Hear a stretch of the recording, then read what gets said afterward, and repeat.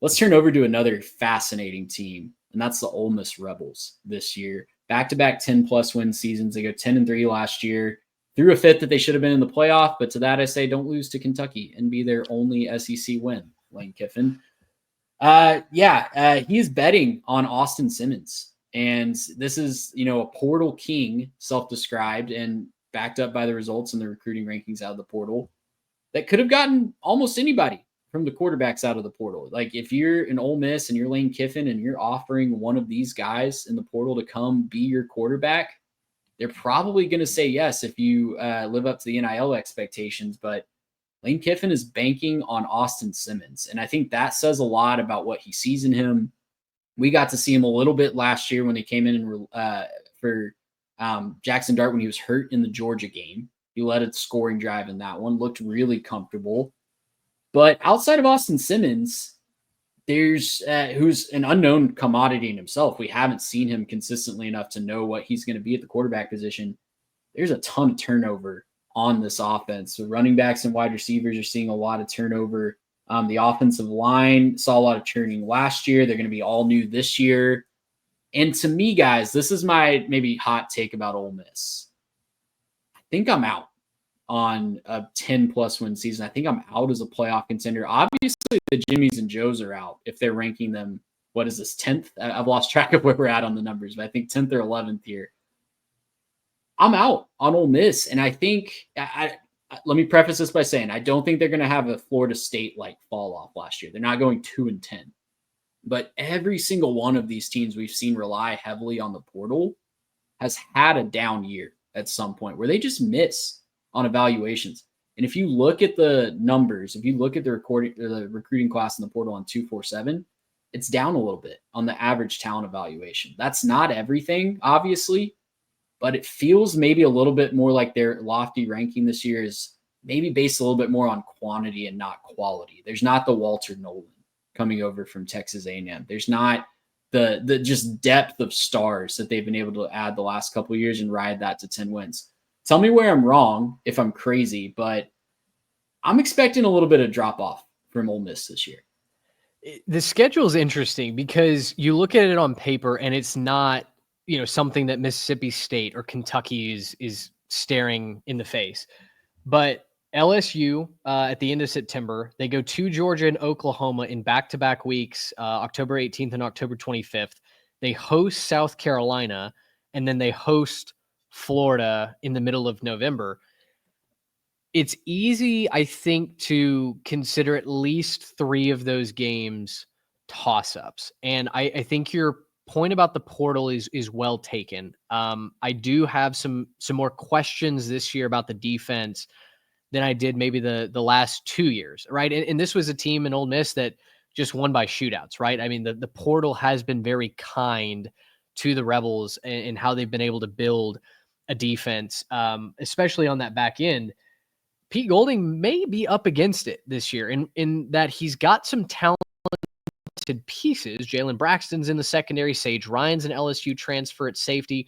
But I just don't know how they're going to fit together, right? And I mean, it's same song, different verse. You can say that about a number of teams on this preview sheet. Austin Simmons, though, is interesting because he's 19 years old. He's already secured his undergraduate degree. He's obviously an incredibly cerebral player, former homeschool athlete. Shout out my fellow brethren, and has received comparisons to, if you guys are familiar with Todd Marinovich from yesteryear, Sports Illustrated once called him America's test tube athlete, right? Where he was literally groomed by an overbearing dad to be this professional athlete. Everything he did was with his vision set on becoming the best athlete possible. And he didn't end up panning out, right? He flames out, doesn't end up having any sort of success at the pro level. And so Kiffin, I read an article by The Athletic that did a profile on him.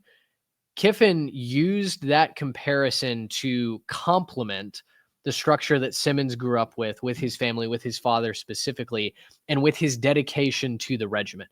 And so when you combine that with 6'5" and just a bruiser on the ground, a cannon for an arm, there's a lot of reason to believe that this kid could be the future at quarterback for Ole Miss. We saw him sparingly last year, came in and saved that drive against Georgia and ended up scoring a touchdown en route to that upset when Jackson Dart turned his ankle.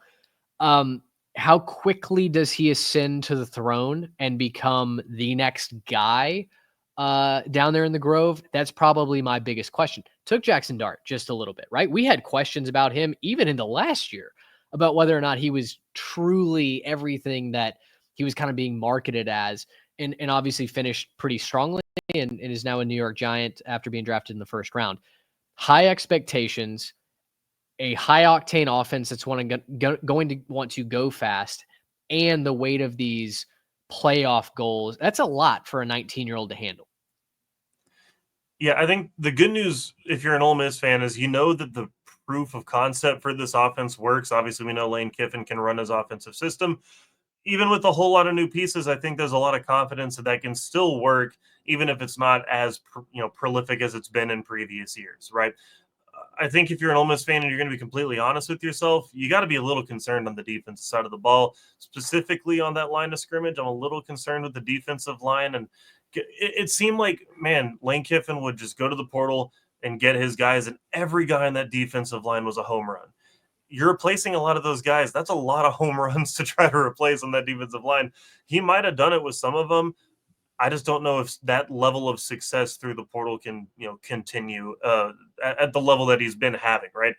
For me, Ole Miss kind of feels like they're at a crossroads.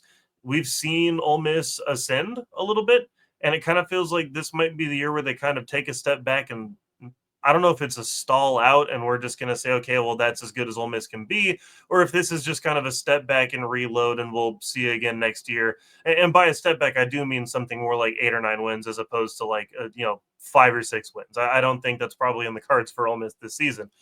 But if they are, an 8-4, 9-3 type of team this year, I think that's where you have to start asking questions about the program and saying, okay, well, what are we going to do to really fix this? Can we go and find our guys in the portal, or is this just kind of a 1 year down type of thing? When you're Ole Miss and your down year is 8-4, 9-3, like I probably think they probably go this year, that's a good spot. It's a good spot to be in if that's your program. But I know a lot of Ole Miss fans want to find a way to climb to the top of the mountain. I wonder if they have that ultimately. Don't think we see it this year. I don't think we get to see this year if they are ultimately championship pedigree type of program. But this is a big year for me to kind of see what they're made of. And I think that's what I'm really looking for is they're going to win a bunch of games. They're going to be a really good team. They could upset a top team at any point. But I really want to see what they're made out of. I really want to see how much better they can be than maybe, the sum of the parts at the moment are. See if that system can kind of keep going and we can keep our eyes forward to future years as well. Well, you guys have hinted at it on defense. I think that's where the biggest concerns are for me. Defense in the wide receiver room are the biggest concerns for me. Lots of turnover on the defensive line. They lost pretty much everybody from the defensive line that led the SEC in sacks last year. I think even led the nation in sacks, if I'm remembering that correctly. No returning starters in the secondary. Linebacker core actually looks pretty good. They landed some solid transfers there. They actually landed 4 guys that had 88 or more tackles last year for the linebacker core. So that's going to anchor the defense. But outside of that, I'm a little concerned. We might be running into some shootouts, and anything can happen when you're not confident that your defense can stop the other team. But I think you guys are right in the actual floor of this team. Like I said off the top, I'm not projecting a Florida State type fall off. That was obviously a 1 in a million shot that happened last year. But the schedule does lend itself to build up a lot of wins, especially early. They opened Georgia State, at Kentucky, Arkansas, Tulane. Not projecting a loss in any of those. But then after that, they do have LSU, road trips to Georgia and Oklahoma, and South Carolina and Florida at home. Those are all really difficult games that I could see them struggling in, especially if they can't rely on their defense to put pressure on the opposing quarterback like they have in the past. So out on Ole Miss as a championship contender, I think they're solidly in a bowl, not taking too much of a step back, but they'll try to reload again in the portal next year. Most likely, I don't want to write them off in July, but here we are. It's got to make some calls at some point.